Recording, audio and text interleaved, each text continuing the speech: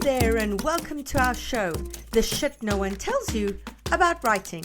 I'm Bianca and I'm joined by Carly Waters and Cece Lira from PS Literary Agency. Today's guest is an Emmy Award-winning journalist and the #1 New York Times bestselling author of What Made Maddie Run, which was a semi-finalist for the PEN ESPN Award for Literary Sports Writing. She's also the author of 3 additional non-fiction titles, a former professional basketball player, and spent 7 years as a journalist at ESPN.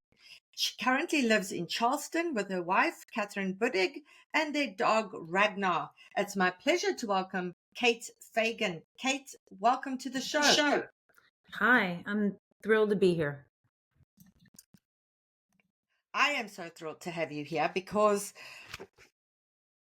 after 4 years of podcasting, I have spoken to so many authors over the years, and we are now getting to the point where I'm getting to chat with authors who somehow along the way found our podcast, listened to it, was either influenced by it or helped by it in some way.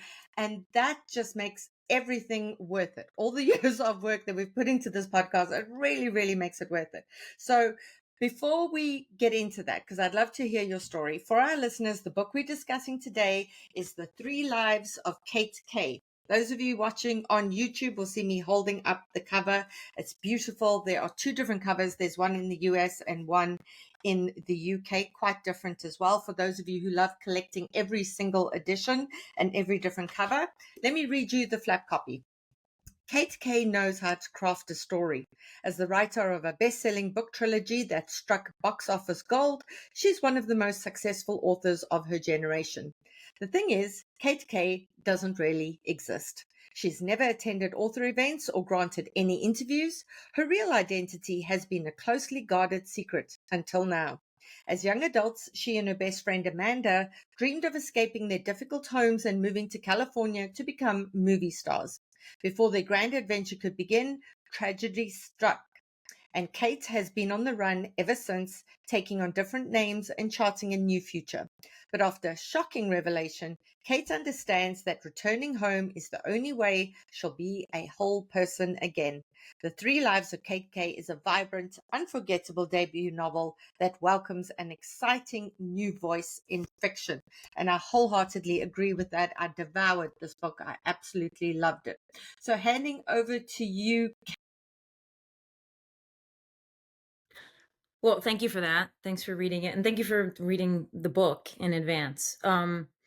I found out about your podcast probably about 2 to 3 years ago. My mom and I, who were really close, she was always wanted to be a writer, and after my dad died had started like writing this manuscript, but she was also really interested in the world around book publishing, so she was always like both kind of writing her book but kind of thinking about querying and like that whole process. And so for one of the trips we first went on, she's like, I found this new podcast and it's so fun. They read query letters and then they assess them, and do you want to listen to it? And so that started a tradition of anytime we were together and going for a ride, we would listen to all of the episodes of The Shit No One Tells You About Writing. She had already listened to them, but then she would like re-listen to them. And every time like a query would come up, she'd be like, I remember this one. And so I remember we were in Iceland listening to it, and my mom recently died. She passed somewhat unexpectedly. And so doing this podcast is like it's my personal holy grail for her. So, yeah. Oh man, that's just an incredibly special story. Wow. Yeah, thank you for sharing that with us. I've actually got goosebumps. So when you started querying, tell us a bit about that, because I think you queried Carly Waters, did you not? Absolutely, I queried Carly. She was my mom when my mom was writing her manuscript, but also like making her list about like her dream agents. Carly was in her top 3. And so I queried Carly because because she also represented The 7 Husbands of Evelyn Hugo, which was a comp I was using. And so both because I think Carly's amazing, and also because I think it would really have tickled my mom, she was alive then. She was tickled by it. She was like, and then when Carly initially responded, my mom was just so over the moon about it. So I did query Carly with like I had been repped by CAA, but they didn't want any part of this book. And so that's kind of where and they didn't really want to give me any referrals. And that's like a long backstory. And so I was just back out kind of in the cold, like querying like I was 21 again, which at first I was sort of maybe I was a little angry about it. But then I just thought, okay, well, like maybe this will be fun. And I'll find somebody new to work with who I really love. And so I queried maybe like, I don't totally remember, 20 or 30 agents. And my query letter, my mom probably thought, I know my mom thought I should have worked on it longer because she'd been going to conferences and she'd been listening to your podcast, and she just thought, oh, I think you should spend like weeks on this. And I probably spent like 2 to 3 days on it because I was kind of coming from CAA and I was like, I just want to get through this step. So I sent one to Carly, and Carly wrote back. Yeah. That is amazing. One of the things I really want to point out, because guys, this is some of the shit no one tells you about writing, is that you can have huge success, like Kate did. You can have enormous, enormous success and suddenly find yourself having to cold query and go back into the slush pile. So for those of you who view publishing as a finishing line, and once you've crossed that line, you've made it, I hate to tell you, but there's another marathon after that and another marathon after that, and you can either sulk about it and really like bitch and moan about it, or you can do what Kate did and readjust your thinking around it and be like, okay, it is what it is, let me try and make the most of it. So Kate, will you please read us the query letter that you sent to Carly? Yes. Okay. And I was reading back through this and I was like worried that I like spelled Carly's last name wrong or something, but I don't believe I did. Okay. Dear Carly, given the obsession with your podcast, no doubt you get thousands of queries, so let me dive right in. Anonymous, and that was the name of the book at that point. Anonymous, complete at 67,000 words, is upmarket fiction that will appeal to readers of novels about publishing such as No Two Persons by Erica Bauermeister and The Plot by Jean Hanff Korelitz. Did I say that last name right? Is it Hanff or Hanff? Do you know? No idea. Okay, well then let's leave it at that and hope that I did it correctly. Okay. While its voice and structure, along with its queerness, is reminiscent of Taylor Jenkins Reid's The Seven Husbands of Evelyn Hugo. Anonymous is the fictional memoir of Anne Marie Callahan, the 31-year-old writer behind the mysterious pseudonym Cate K. Her books, the very last trilogy, have sold over 65 million copies and spawned a media empire of Emmy-winning TV shows and Oscar-winning movies. The book opens with Cate K's bio and author's note explaining that she has invited key people from her past to help tell her story. She promised not to change a word, and she hasn't. Right from the book's forward, we get hints at her story. The lawyer and ex-girlfriend who established her publishing empire before sabotaging her, the very last actress she fell in love with, and the terrible things she's been hiding from. We learn that Anne Marie's exile is self-imposed, a punishment for abandoning her childhood best friend. Start that again. We learn that Anne Marie's exile is self-imposed, a punishment for abandoning her childhood best friend, Amanda, after a fluke accident the day before the pair planned to move from their small Adirondack town to California.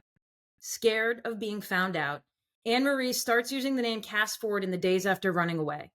But she can't let go of the big dreams, the cosmic bigness she's long desired, and soon finds herself swept away by Sidney Collins, an ambitious young lawyer who's obsessed with Cass and willing to do whatever it takes to have her. At first, Sidney helps Cass build her empire, but when Cass begins exploring a new life and the Hollywood version she's long coveted, with actress Ryan Channing, red-hot star of The Very Last, Sidney sabotages Cass with a single phone call. Interwoven with scenes from Cate K's best-selling novel and written in alternating first-person perspectives that bring each character to life, Anonymous moves from small-town New York to glitzy Los Angeles and explores the cost of ambition, the value of friendship, and how it's never too late to go home. I'm an Emmy Award-winning journalist and the #1 New York Times bestselling author of What Made Maddie Run, which was a semifinalist for the PEN ESPN Award for Literary Sports Writing. My first book was the coming of age memoir, The Reappearing Act, and my third book, All the Colors Came Out, was released in May 2021 from Little Brown. In March of 2023, my fourth book, Hoop Muses, a collaboration with WNBA legend Simone Augustus and artist Sophia Chang, came out from 12. This is my debut novel. Thank you for the consideration, Kate. Amazing. Okay, so we're going to have to hear. You heard back from Carly. What did she say and what happened from there? Okay. So Carly didn't write back, but her literary assistant wrote back and said Carly would like to request your full manuscript and the following information. And then it was a 1-page synopsis with content warnings, 2 or 3 alternate manuscript titles, 5 comparison books, social media usernames, and description of whatever my next book was. And then and then she gave me formatting for how to send this over. So I very quickly, but not too quickly, sent over the full manuscript to Carly. And then, hold on one sec. I want to see if I'm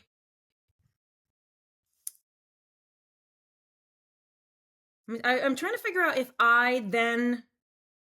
Okay, so essentially, I sent it to Carly and never really heard back. And then I got an offer of representation from another agent.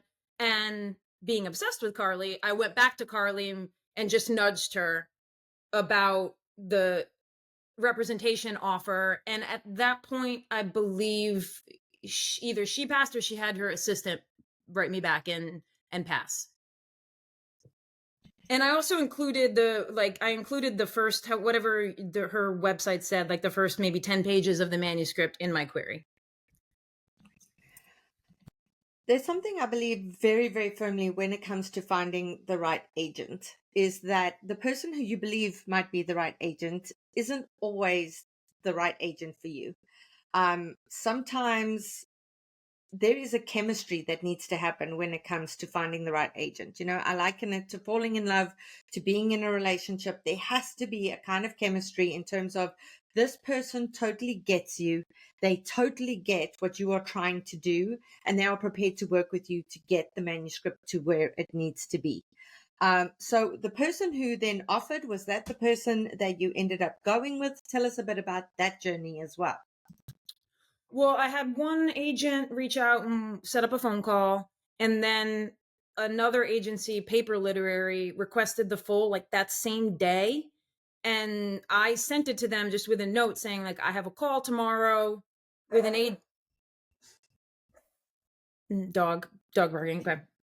Love the dogs. Yeah. He has a bark collar on, so that it shouldn't last. Okay. So I sent the manuscript to Paper Literary just with a note saying another agent's, I have a phone call set. And so I obviously the hope there was like, if you do like this, love it, please let me know quickly. And the woman who's now my agent, Katie Greenstreet at Paper Literary, wrote me back like the next morning and had like read it overnight and loved it. And so I set up calls still, and I did the whole 2-week thing, but there were a lot of signs to me right away that we were going to work well together. And one of the big ones was that if you look up Katie Greenstreet on the internet, she's a huge Duke basketball fan, and she lives in the UK. And coming from sports, I wouldn't say that publishing was a place where I thought my sports background was very relevant. Not a ton of huge sports fans in book publishing. And so the fact that she just loved a team so outwardly, I was like, okay, like this person could be somebody who gets the things I want to do down the road too. And then just the way she talked about the book very much aligned with how I saw the book. And she brought her whole team from Paper onto the call, which is really important too, because I come from a team background with basketball, and I've never really been able to find that same form of team, but I'm always looking for it in whatever small ways you can have it outside of an actual sport. So all of those things really added up and made it clear that Katie at Paper was definitely the way to go. I love that. I love it. See, again, chemistry, and when you meet the right person, you just know. So, The Three Lives of Kate K is a hugely ambitious novel for a debut novel. I mean, there is a book within a book. It is, like you say, it gives off Evelyn Hugo vibes, but there's also sort of Ilana Ferrante vibes. I always get her name wrong as well. Vibes with this big name author, and no one knows who she is, etc. And it is just really well crafted, but there's a lot of backwards and forwards in time in terms of what gets revealed then. And then, of course, you've got this multiple POV, which you do not expect in any way from a book that's supposed to be a so-called memoir. So can you take us through like the inspiration for this? Yeah. So maybe this will help some writers out there. Did the structure of this book exists as it does simply because I was trying to write to my strengths? I had tried fiction many times. I have probably 4 complete manuscripts that definitely are not good. And I started and abandoned half a dozen or more projects while simultaneously writing as a journalist, writing magazine stories, publishing nonfiction. And I seemed to understand nonfiction, specifically memoir. Like, it just made sense to me. And so before starting this project, just as a hack for myself, I was like, well, what if I just structure it as a fake memoir? Because I seem to understand the introspection needed for the main character of a memoir because I've written them. And I anticipated once I got far enough into the book that I would probably take that structure away, that it was just simply a hack for me. And then I did take it away, and I just thought it messed up a lot of the book. And so I put it back in. So the book existed as a fake memoir to make my life easier. It of course then created ripple effects, as you can see, that were very tough to figure out. One was that, having written memoir, one thing that I always think is lacking in memoir is understanding how the world and the friends and family of the memoirist see the memoirist, because you kind of take whatever, having written one, like, say, all the colors came out is kind of my version of Tuesdays with Maury. You don't know if my family doesn't even speak to me anymore, right? Like, I'm presenting myself one way, but like, that's not how the world that I live in interacts with me. And I think in this book, structuring it as a memoir, but wanting it to not fall into that category of like one-dimensional, unreliable narrator genre, I was like, well, okay, here's something I can do. I can have other people write chapters, and then you'll get to see who they think Kate K is, and that makes her more than one-dimensional. Then, I could go on and on, but then that introduced problems far along the way, where like, even Cate, when we were running through edits, and even up to working with Laura at Atria, who bought the book, we were always trying to differentiate the voices of each character, because it's just like, I'm one person, I'm writing all these characters, like, I'm trying to get into their heads, and I tried to use little tricks to, like, right when you meet the character first on the page, I tried to like really infuse them with like a distinction of some sort, so that even if later on my own Kate Fagan writer brain kind of is seeping in, that you're still differentiating them. So that's kind of like the foundational, like, piece of like how it is the way it is. Yeah, in terms of the challenge of introducing so many first person narratives, what Kate has just said is so true. It's all of them have to sound different, but they're all being written in a memoiristic style. They're all writing their version of how they viewed their interaction with Kate. And so it's an enormous challenge. And yet you do pull that off. You make it seem kind of seamless, but I can just imagine the sort of juggling that was happening behind the scene. I call it juggling with jello, right? It's just shit's flying everywhere. It's sticking to the walls. You're getting some on yourself, and you eventually get it right. But it is really tough. And there are genius footnotes. So Kate K puts in these little notes because she can't resist. She doesn't change what anybody's saying about her, but every now and again, she'll drop in a little footnote to say, well, I remembered it differently, or, this is why they said the following. At what point of writing it, Kate, did you realize, okay, I'm going to have to do this 360-degree view of my memoirist? Was it as you were writing and you started seeing the limitations, or was it always going to be that way as you were planning it? It definitely was not always going to be that way. I am not, although with the book I'm working on now, I'm trying to be a little more front heavy on prep work. But with this one, I had started and stopped so many manuscripts that like it almost felt like comical. This is kind of the ridiculousness of like the writer brain. It would have felt like wasted time to me to like really outline and like really know what I was doing, because I seemed to abandon projects. So I was like, you know what, until I hit a certain tipping point in this book, like 30,000 words or something, I wasn't doing a ton of like outlining or prep work or character research, because I just wasn't sure it was going to pan out. So when it came to the footnotes, it was a very much on the fly addition. I think it was the first time I hit the problem of a different character other than Kate K saying something, and like my brain immediately going, that's not right to Kate. Like Kate, that's not how Kate remembers it.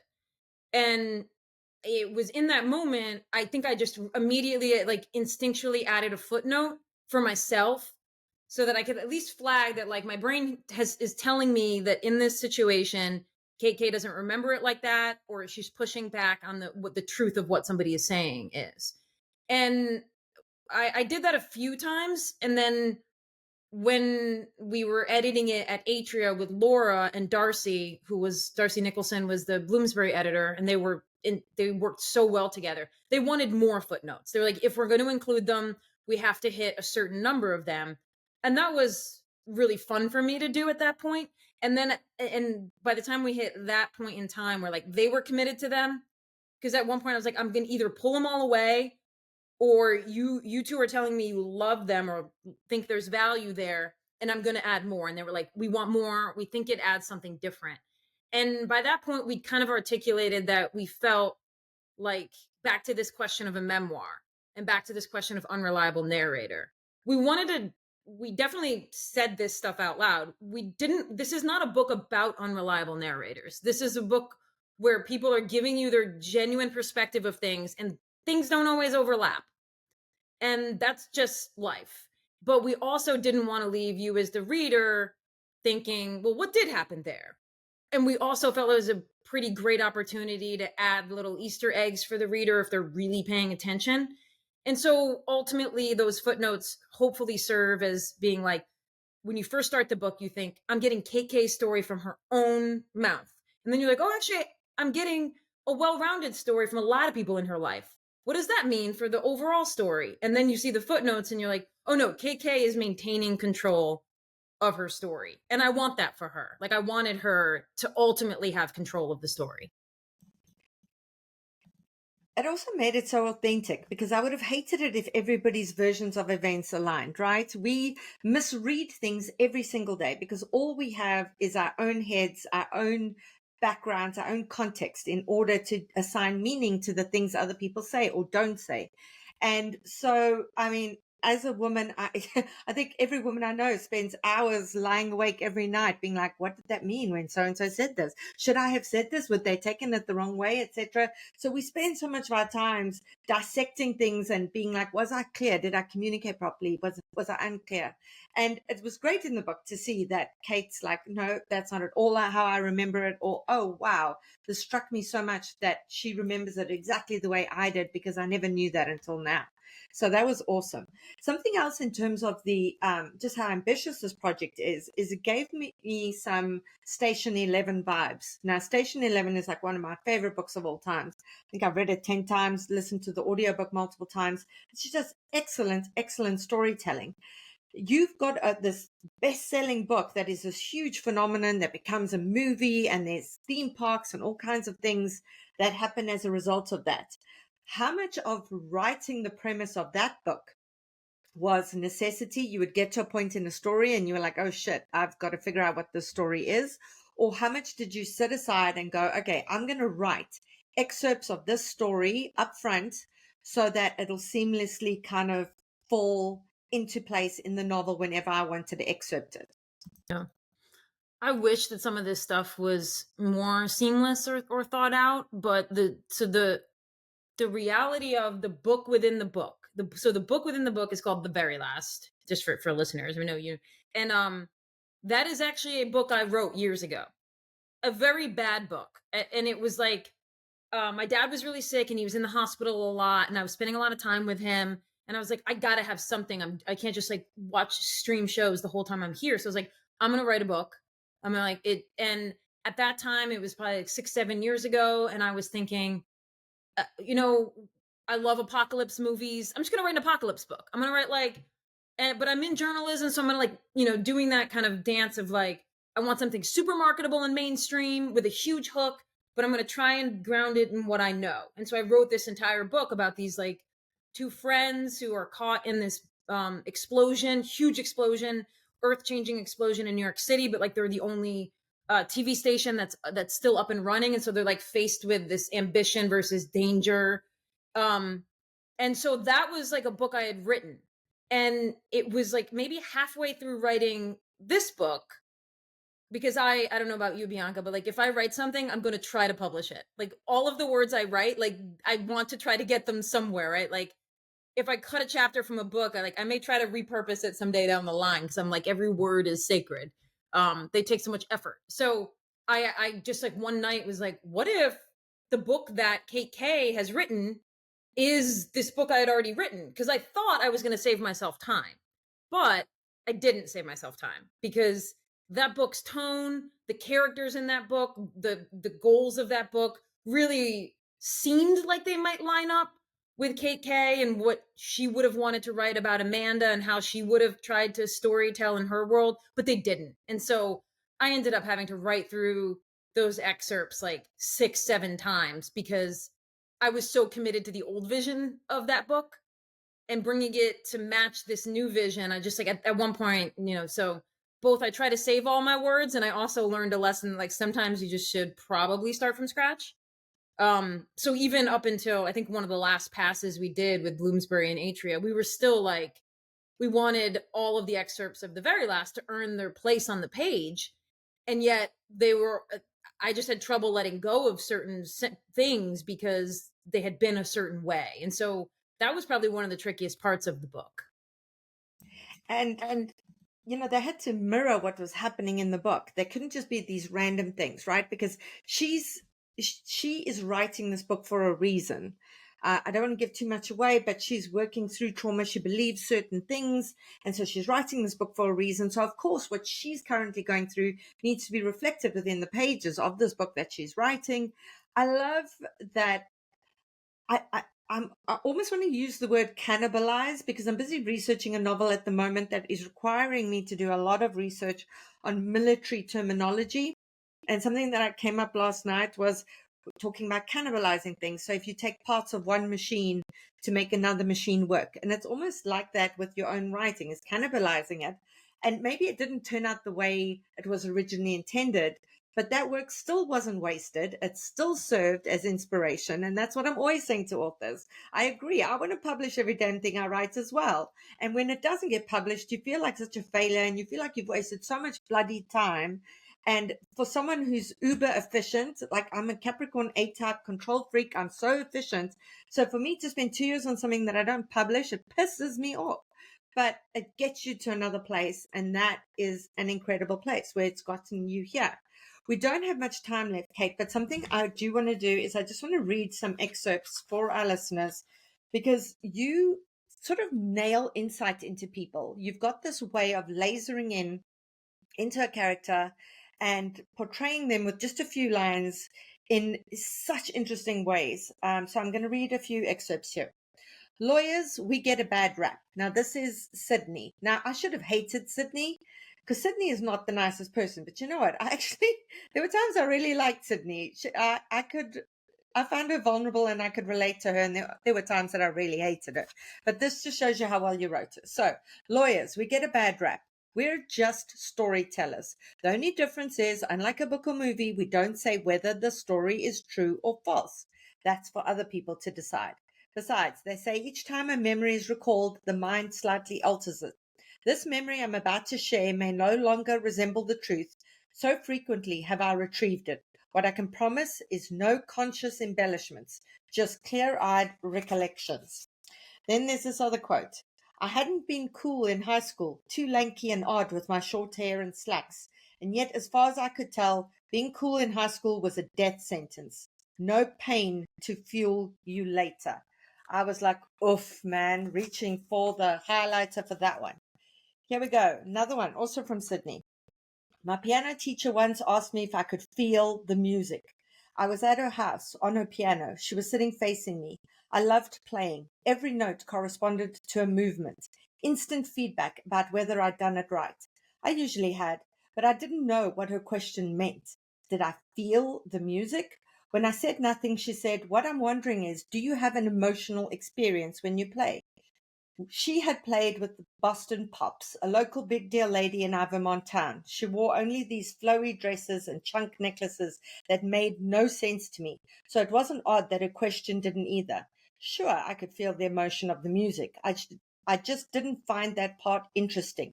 For me, playing piano was the satisfaction of repetition and practice. I liked hitting a button and seeing the correct letter appear, like a typewriter, which is what I said to her. That had clearly been the wrong answer. She slowly stopped answering my mom's calls to schedule lessons. And then this last one. In my profession, you learn that people are always building a web of lies around a kernel of truth and calling it honesty. It's transparent. So, I mean, those were all from the so-called antagonist from Sydney. And yet I was highlighting insanely because I was just like, yeah, I agree. I totally get what you're saying. Yeah, my mom used to say that I should be a lawyer because I think her interpretation, maybe not the most generous, but it was like that I could always spin any situation to to make me the hero of it or benefit from it. I mean, obviously I try not to do that as much as possible, but I think that was the feedback. And so I think I felt a kinship to Sydney in some ways that she does things, unsavory things in this book, but you can kind of see the way her brain is working about those things, that like she's in this profession where like everybody is trying to build a world for themselves based on like, you know, either bad clients or bad moments, or and so I thought it would be really interesting to kind of take all of the ways that my brain has always tried to spin contexts to make them better for myself and apply them to Sydney. So and I felt like I had to be really I felt like I really had to let you in on her psyche because she does things that are terrible. And yet I don't think she thinks of herself as a terrible person. But I think I thought I had to like really, really drill down on that so that you wouldn't think of her, so the reader wouldn't just be like, oh, she's like the antagonist of this book, but she's not super well formed. I just wanted her to be, I just wanted her to be somebody who maybe had a little nefariousness in her, but thought of herself as generally a good person. Yeah, you know what? Every villain sees themselves as the hero in their own story, and that certainly came across with her. And I love how her sentence structures were so different. She wrote short, declarative sentences, which makes sense because that's how she thinks. She's able to justify her behavior to herself. Another way in which you differentiated all these voices. Kate, I could sit and chat to you all day, but our time is up. It has been such an incredible conversation. For our listeners, we're going to link to this on our bookshop.org affiliate page. You get the book there, you support an independent bookstore and the podcast at the same time. This is one of the books that I feel is going to have a huge crossover appeal. For memoirists, go and read it. Those of you writing fiction, women's fiction, those of you who are writing romance, a story within a story, just to see if you're writing stories that have got multiple timelines, multiple POVs, have a look at how Kate did it to differentiate the voices. There is so much to unpack here. I absolutely loved it, and I can't wait to see what you come up with next, Kate. Thanks, I'm excited too. A lot of research, just like you're doing, I think. vortex of research is the worst part of it. When it starts to feel like, you're just procrastinating, when you have 30 tabs open on your laptop as you procrastinate instead of just writing the page that you need to write. That's currently where I'm at. I wish you much better luck with that.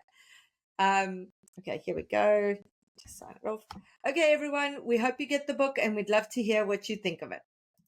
A reminder that this is an unscripted program and our conversations have been edited and condensed and is not a full picture of our feedback or conversation directly with each author. As always, refer back to our written notes for the fulsome picture. Carly Waters and Cece Lira are agents at PS Literary Agency, but their work on this podcast is not affiliated with the agency, and the views expressed by Carly and Cece on this podcast are solely that of them as podcast co-hosts and do not necessarily reflect the views, opinions, policies, or position of PS Literary Agency. A reminder about all the ways that you can support us as a show: rate us 5 stars on Apple Podcasts, tell your writing friends about us.